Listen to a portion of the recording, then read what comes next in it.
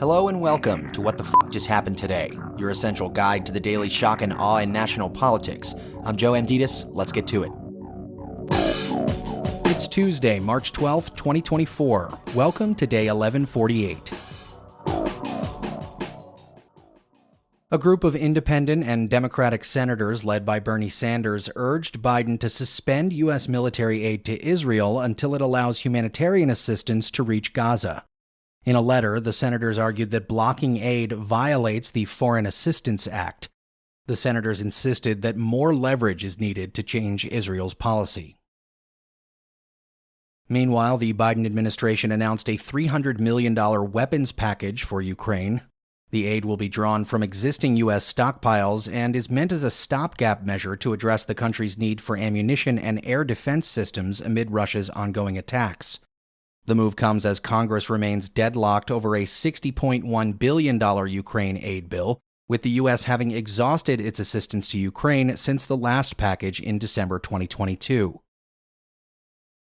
Moving on, Trump may not have sufficient liquid assets to cover the full $464 million civil fraud judgment against him if he loses the appeal. In a court filing, New York Attorney General Letitia James argued that Trump and his co-defendants should be required to post cash or bonds covering the entire amount to pause the judgment while they challenge the ruling, citing potential fluctuations in Trump's real estate holdings value, post-judgment interest, and his other legal battles, including an $83.3 million defamation judgment. James urged the appeals court to reject Trump's bid to stay the judgment with a $100 million bond, warning that Trump and his co-defendants might attempt to evade or impede enforcement of the judgment if they lose their appeal. Meanwhile, Trump plans to argue in his upcoming hush money trial that he was unaware that his actions were illegal because his lawyers were involved in the process. Trump's attorneys plan to argue that he lacked the requisite intent to commit the conduct charged in the indictment. The judge in the case, however, is unlikely to allow Trump to present evidence of his lawyer's involvement without explicitly invoking the advice of counsel defense, and Trump's lawyers said they don't plan to formally invoke that defense. Trump is facing 34 charges related to allegedly covering up a $130,000 payment made to Stormy Daniels during his 2016 presidential campaign. The trial is set to begin with jury selection on March 25th.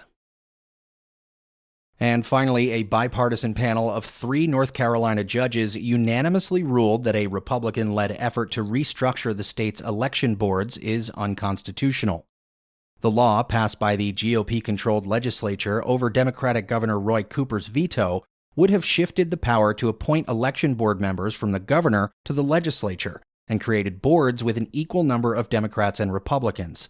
The judges found that this infringes on the governor's constitutional duties and was an unlawful attempt by the legislature to seize power from the executive branch. The ruling leaves the current structure in place, with the governor appointing a majority of members from his own party. Republican legislative leaders are expected to appeal the decision. That's all for now. You can find the links and sources for all of these stories on the main website. And as always, visit whatthefjusthappenedtoday.com for the latest news and headlines. Until next time, I'm Joe Amditis.